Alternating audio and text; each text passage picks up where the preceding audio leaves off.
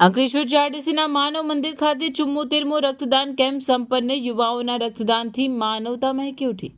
સમાજ સેવાને માનવતાના મંત્રને સાર્થક કરતા શ્રી યુવા મિત્ર મંડળ દ્વારા અંકલેશ્વર જીઆઈડીસીમાં આવેલ માનવ મંદિર ખાતે 74માં બ્લડ ડોનેશન કેમ્પનું ભવ્ય અને સફળ આયોજન કરવામાં આવ્યું હતું. વર્ષોથી લોક સેવાની પ્રવૃત્તિઓમાં અગ્રેસર રહેલી આ સંસ્થાએ રક્તદાન દ્વારા અનેક જરૂરિયાતમંદોને નવજીવન આપવાનો નમ્ર પ્રયાસ કર્યો છે.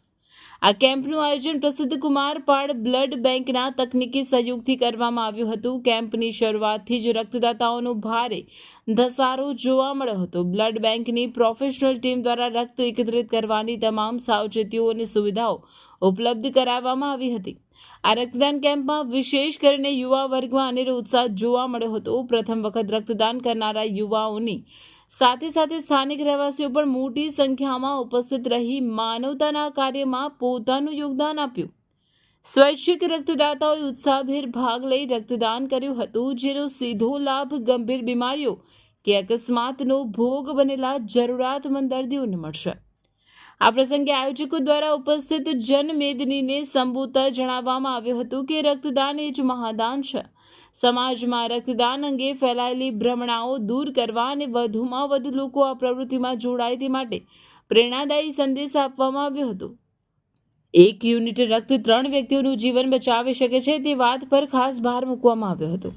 સમગ્ર કેમ્પનું સંચાલન શ્રી યુવા મિત્ર સંસ્થાના કાર્યકરો દ્વારા કુશળતાપૂર્વક કરવામાં આવ્યું હતું. સંસ્થાના સભ્યો રક્તદાતાઓની સુવિધા માટે ચા, નાસ્તો અને પ્રમાણપત્ર વિતરણની સુંદર વ્યવસ્થા સંભાળી હતી. અંતમાં સંસ્થાના હોદ્દેદારોએ કુમારપાડ બ્લડ બેંક તમામ દાતાઓને પ્રત્યક્ષ કે પરોક્ષ રીતે મદદ કરનાર સહયોગી સંસ્થાઓનો હૃદયપૂર્વક આભાર વ્યક્ત કર્યો હતો.